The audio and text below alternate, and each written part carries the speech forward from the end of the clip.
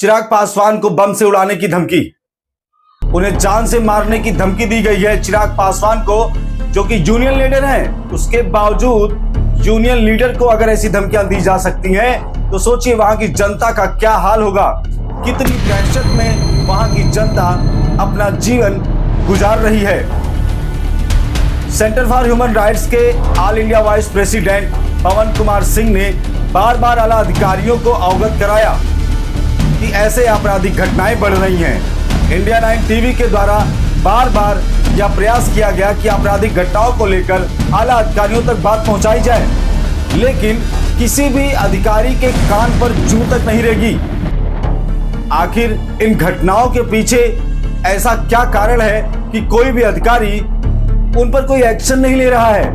एक भाई अपनी बहन की अश्लील तस्वीरों को सोशल मीडिया पर वायरल होने के बाद जब वह अपराधी के पास गया और पूछताछ करने के लिए, तो वह उस अपराधी ने चाकुओं से उस भाई पर हत्या कर दिया, जो कि अभी भी अस्पताल में मौत से लड़ रहा है। प्रशासन इतना लापरवाह है कि उसकी सुरक्षा भी मुहैया नहीं करा सकता। और सबसे बड़ी बात आपको बता दें कि वही अपराधी जिसने उस भाई को चाकुओं से गोदा, उस अपराधी ने दूसरी भी वारदात की।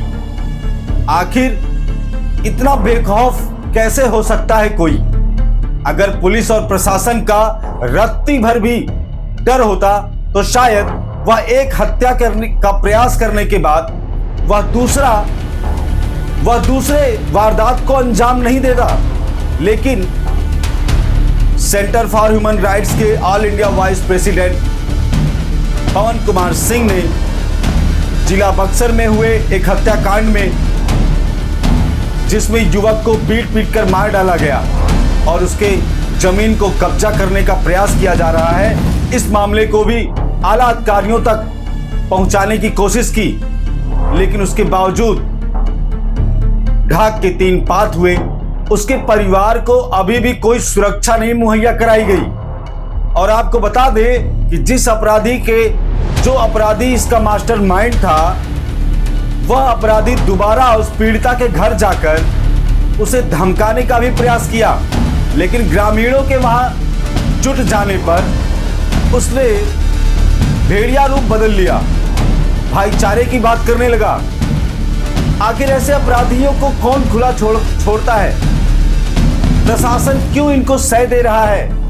आखिर प्रशासन वहां पर रक्षक या भक्षक का किरदार निभा रहा है। रिविलगंज थाने के अंतर्गत हुए जो मामले हैं उनका भी संज्ञान आला अधिकारियों को दिया गया, लेकिन वहां का पुलिस प्रशासन मूक बधिर बना देखता रहा। अभी भी अपराधी बेखौफ घूम रहे हैं। प्रशासन जनता को लुटते हुए मरते हुए देखना पसंद कर रहा है। शायद यही हो सकता है, क्योंकि जिस तरीके से वहां पर हत्याएं बढ़ रही हैं, पटना जो कि बिहार की राजधानी है, आए दिन मर्डर हो रहे हैं। आखिर राजधानी में भी लोग सेफ नहीं हैं, तो जो दूर दराज के गांव के इलाके हैं, जो शहर से दूर है, जो राजधानी से दूर है, वहां की सुरक्षा का क्या हाल होगा, कैसा जंगल राज वहां पर चल रहा होगा, ये आप अनुमान लगा सकते हैं। चिराग पासवान को जो धमकी मिली है बम से उड़ाने की, उनको जान से मार देने की, इस बात की पुष्टि है कि पुलिस से वो खुद सुरक्षा की गुहार कर रहे हैं। वह नेता जो समाज सेवा के लिए बैठा है कुर्सी पर, हमारी माँ बहन बेटियों को, बिहार की माँ बेटियों को सुरक्षा प्रदान करने के लिए, वह खुद इस बात की पुष्टि करता है कि पुलिस प्रशासन से सुरक्षा की गुहार कैसे की जाए। आखिर जब एक यूनियन लीडर ऐसे गुहार लगाएगा तो वहां की जनता में दहशत का माहौल और भी बढ़ जाता है, क्योंकि जब इतने बड़े नेता को, यूनियन लीडर को धमकी दी जा सकती है और ऐसी आपराधिक घटनाएं जिनका संज्ञान होते हुए भी वहां के आला अधिकारी वहां पर पल रहे प्रशासन में जो दीमक हैं, उन दीमकों को खत्म करने का प्रयास भी नहीं करते हैं और सुरक्षा तक मुहैया नहीं करा सकते उन पीड़ितों को, जिनके पास वो अपराधी दोबारा जा करके धमकाने का प्रयास कर रहे हैं। ऐसे में देखना होगा कि मौजूदा सरकार के ऊपर जो सवालिया निशान उठ रहे हैं, यह सवालिया निशान आने वाले इलेक्शन को तय करेंगे कि आखिर आने वाली सरकार कैसी होगी। क्योंकि आज की जो सरकार है हमारी, ये सरकार हमारे लिए आगे सुरक्षा के क्या प्रबंध कर रही है और कौन से प्रबंध हैं, ये जनता को दिखाई पड़ रहा है। चिराग पासवान के द्वारा पूछा जा रहा जो सुरक्षा का मामला है, इस सुरक्षा के मामले को इंडिया 9 टीवी ने बार बार दिखाया है, बार बार पूछा है उन अधिकारियों से, उन आला नेताओं से, आखिर इन आपराधिक घटनाओं पर आला अधिकारियों की चुप्पी क्यों। जनता पूछती है उन अधिकारियों से कि हमारी सुरक्षा पर जो निशान लगे हैं, आखिर उन पर आपकी चुप्पी क्यों है। वो अधिकारी क्या जवाब देंगे और आगे क्या जवाब उनका आने वाला है। क्या जंगल राज का बढ़ता ये रूप यूं ही बढ़ता रहेगा या मौजूदा सरकार उन्हें खत्म करने के लिए कोई नया कदम उठाने वाली है। बढ़ती आपराधिक घटनाओं को संज्ञान होते हुए भी अगर उन पर कोई कार्यवाही नहीं होती है तो ये जंगल राज को बढ़ावा देने जैसा है।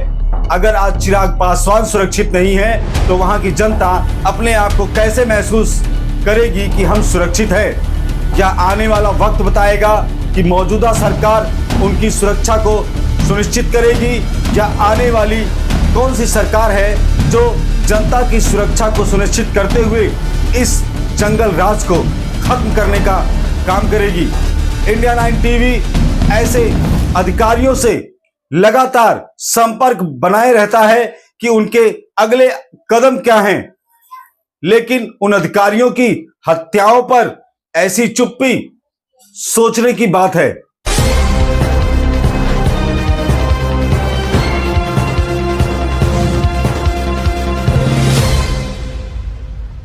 अपराध से अर्जित जितनी संपत्ति जिन लोगों ने बनाया है उसके लिए कानून में प्रावधान आ गया है। नए कानून में धारा 109 के तहत उनकी संपत्ति का पता किया जाएगा और पूरी संपत्ति को जब्त कर लिया जाएगा। जब्ती के बाद जहां पे विक्टिम है, यदि लोकेट हो जाता है विक्टिम तो उसको दे दिया जाएगा, नहीं तो सरकार के खजाने में जमा हो जाएगा। ऑल इंडिया 9 टीवी सदस्यों के साथ 24 घंटे के भीतर ऑल इंडिया फर्स्ट लिस्ट जारी। इंडिया 9 टीवी का ऐतिहासिक कदम, देश भर के सदस्यों के सहयोग से राष्ट्रव्यापी समस्याओं की पहली सूची जारी। न्याय की एक नई राह, भारत के हर कोने से आवाज उठाने के अपने वादे को पूरा करते हुए और अपने ऑल इंडिया सदस्यों के सक्रिय सहयोग से इंडिया 9 टीवी ने अपनी बहुप्रतीक्षित ऑल इंडिया फर्स्ट लिस्ट जारी कर दी है। 24 घंटे के भीतर प्रकाशित इस सूची में पहली बार देश भर की विभिन्न समस्याओं और शिकायतों को संकलित किया गया है। इंडिया 9 टीवी ने यह प्रयास उन नागरिकों को सशक्त बनाने के लिए लक्ष्य के साथ शुरू किया है जो अपने अधिकारों के लिए आवाज उठाना चाहते हैं और खुद जो असहाय महसूस करते हैं। यह सूची आपराधिक माफियाओं, भ्रष्ट विभागों और समाज के किसी भी सदस्य द्वारा किए जा रहे अन्याय के खिलाफ आवाज उठाने की दिशा में पहला सशक्त कदम है। इंडिया 9 टीवी का दावा है कि इस सूची के साथ अब तक कोई भी नागरिक डरेगा नहीं, उसके साथ ही कोई अन्याय नहीं होगा। इस सूची में उन समस्याओं को प्राथमिकता दी गई है जिनके लिए आवश्यक साक्ष्य उपलब्ध कराए गए हैं। इंडिया 9 टीवी ने वादा किया है कि प्रत्येक शिकायत पर 100% कार्यवाही की जाएगी और शिकायतकर्ता को कार्यवाही की रसीद भी दी जाएगी। गंभीर मुद्दों और समाज के लिए खतरा पैदा करने वाले मुद्दों को भी लाइव प्रकाशित किया जाएगा ताकि जनता को वास्तविक समय की जानकारी मिल सके। इसके साथ ही देश के विकास में अपनी भागीदारी को निश्चित करने के लिए जुड़िए इंडिया 9 टीवी के साथ। आगरा में प्रधानमंत्री रोजगार मेला का सफल आयोजन। 16वें रोजगार मेले के तहत माननीय प्रधानमंत्री ने 51,000 नियुक्ति पत्र वितरित किए। प्रधानमंत्री श्री नरेंद्र मोदी ने वीडियो कॉन्फ्रेंसिंग के माध्यम से किया देश भर को संबोधित। उत्तर मध्य रेलवे के आगरा मंडल द्वारा आज उल्लास रेलवे ऑफिसर्स क्लब में प्रधानमंत्री रोजगार मेला का भव्य आयोजन किया गया। केंद्र सरकार के विभिन्न मंत्रालयों एवं विभागों में चयनित नव नियुक्त अभ्यर्थियों को इस अवसर पर नियुक्ति पत्र वितरित किए गए। कार्यक्रम के दौरान माननीय प्रधानमंत्री ने कॉन्फ्रेंसिंग के माध्यम से देश भर के लगभग 51,000 अभ्यर्थियों को संबोधित किया। उन्हें सरकारी सेवा में नई भूमिका के लिए शुभकामनाएं दी।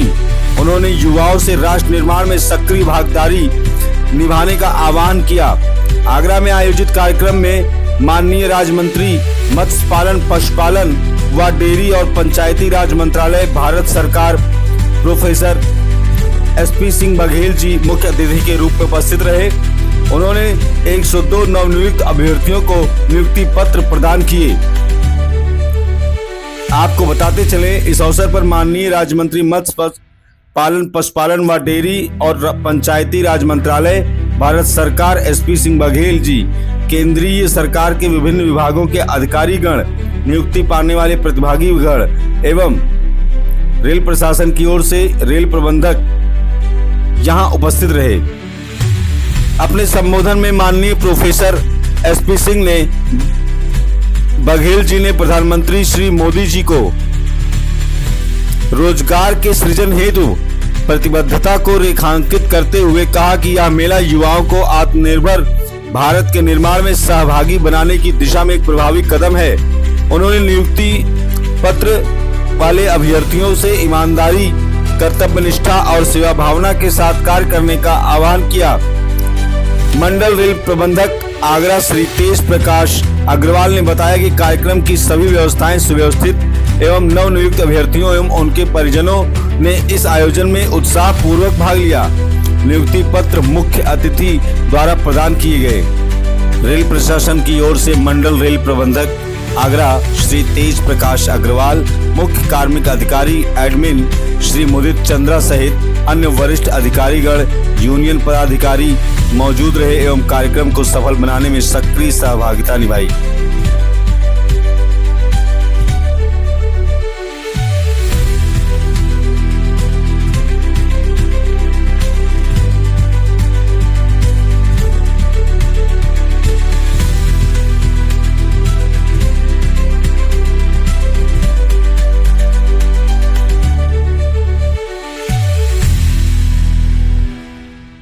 नमस्कार, मैं उमा शर्मा, पिता श्री सत्यनारायण शर्मा। मैं हरियाणा राज्य के करनाल जिले की निवासी हूँ। मेरा चयन डाक विभाग में ABPM पद पर हुआ है। इससे मेरे घर में बहुत ज़्यादा खुशी का माहौल है। मैं भारत सरकार का तहे दिल से धन्यवाद करना चाहूँगी कि उन्होंने मुझे अपने पैरों पर खड़ा होने का मौका दिया। धन्यवाद। Lata Singh Chauhan. I'm from Etawah. I'm for defense in CTGD. Thank you to Narendra Modi for giving this opportunity for in Rozgar Mela. Myself, Srimishra, selected as technician grade 1 under the Signal and Telecommunication Department under the aegis of Ministry of Railways, Government of India. My special thanks to my parents, Mr. Kamala Mishra and Rekha Mishra, who piled up my education, and I show my gratitude to the Honorable Prime Minister, Mr. Narendra Damodar Das Modi, who created such job opportunity for the youth of India. My special thanks to my brother and Ms. Shanal Kumari Yadav, who helped me when I felt so low-esteem.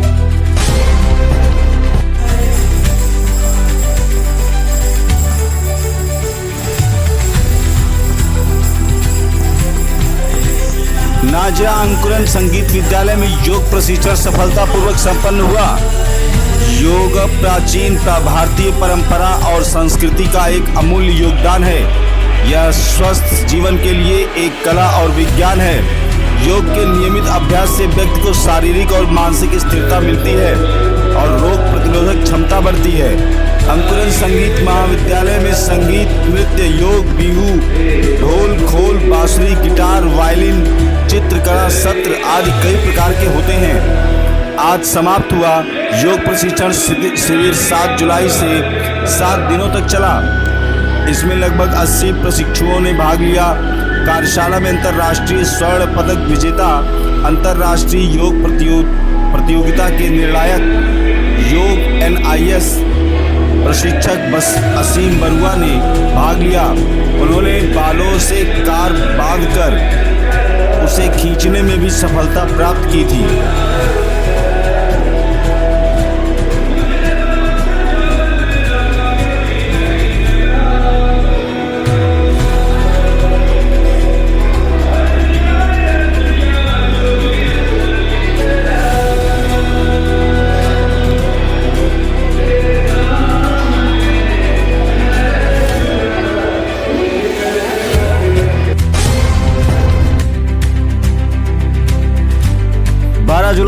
मंत्री वर्तमान शिक्षक हिंडोली नेनवा ने श्री अशोक जी चांदना ने अपने कार्यालय राता बरडा बूंदी पर आम जन के साथ जन सुनवाई का कार्यक्रम रखा गया।